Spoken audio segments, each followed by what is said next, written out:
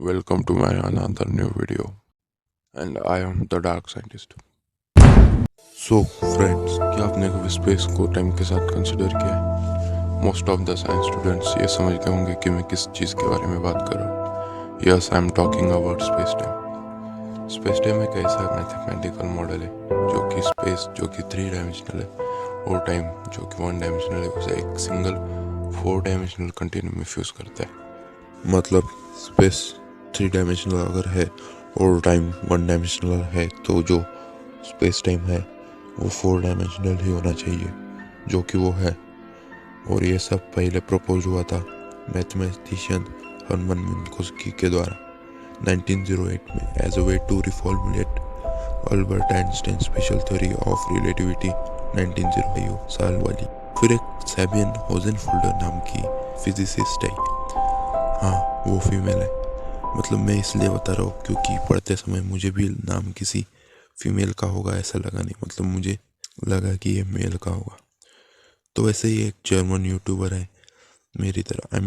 आप में से कोई यूट्यूबर अगर ये वीडियो देख रहा है तो आपकी तरह, क्योंकि इसके 1.02 मिलियन सब्सक्राइबर है. तो ये जर्मन यूट्यूबर है. उसी के साथ साथ थ्योरेटिकल फिजिसिस्ट है, science communicator, author, musician, singer.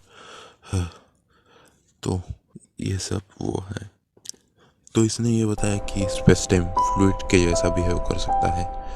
ये एक मैथमेटिकल एविडेंस के साथ बोला था, लेकिन वो मैथमेटिकल एविडेंस अभी भी एक एविडेंस ही है. वैसे अगर ये रिलेशन कोई कोइंसिडेंस नहीं है तो स्पेस टाइम जो फ्लूइड के जैसा है उसका एक सब स्ट्रक्चर होना चाहिए, राइट. फिर स्टेफानो लिबराटी जो कि प्रोफेसर है international school for advance studies सीसा SISSA ट्रिस्टी में, और लुका मैकॉइन जो कि रिसर्च साइंटिस्ट है लुडविग मैक्सिमिलियन यूनिवर्सिटी मूरिच में.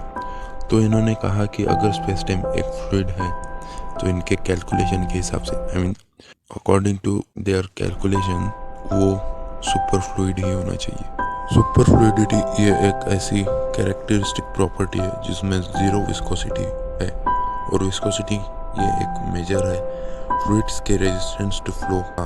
मतलब किसी फ्लूइड के फ्लो के रेजिस्टेंस का मेजर जो फ्लो को रेजिस्ट करता है उसे अपोज करता है. जो फ्लूइड लार्ज विस्कोसिटी के साथ होता है वो मोशन को रेजिस्ट करता है क्योंकि उसका मॉलिक्यूलर मेकअप उसे लॉट ऑफ इंटरनल फ्रिक्शन देता है. वही जो फ्लूइड लो विस्कोसिटी के साथ होता है वो इजीली फ्लो होता है क्योंकि उसके मॉलिक्यूलर मेकअप के कारण वहाँ बहुत छोटा फ्रिक्शन जनरेट होता है जब वो मोशन में होता है. सिंपल तरीके से समझाऊँ तो शहद हनी में ज़्यादा विस्कोसिटी होती है और पानी वाटर में कम. तो यही विस्कोसिटी सुपर फ्लूइड में ज़ीरो के आसपास या फिर ज़ीरो ही होती है, जिसके कारण ये फ्लूइड फ्लो करता है न किसी काइनेटिक एनर्जी को लॉस किए. तो जब ये स्टर होता है चम्मच से जो हम शरबत को करते हैं एक गिलास में वैसा वाला, तो सुपर फ्लूइड में या फिर सुपर फ्लूइड के वोर्टिसेस फॉर्म होते हैं, वही जो हम छोटा बीम में देखते थे जो कंटिन्यूसली रोटेट करते हैं इनडिफिनिटली. तो ये सुपर फ्लूइडिटी स्पेस टाइम में है या फिर हो सकती है अगर स्पेस टाइम फ्लूइड है या फिर फ्लूइड जैसे बिहेव करता है तो.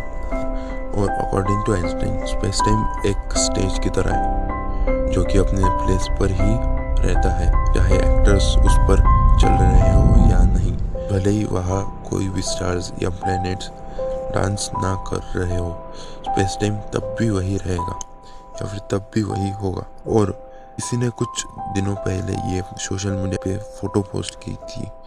ये पोस्ट मुझे दिखी जिसमें मैथमेटिशियन हेनरी सेगरमैन का डेमोन्स्ट्रेशन है कि कैसे एक लीनियर 3rd डायमेंशनल प्लेन बस एक curved 4th dimensional space time का बस एक प्रोजेक्शन है, जैसे कि आप इस इमेज में देख पा रहे हो. तो आज का टॉपिक इतना ही. मिलते हैं अगली वीडियो में.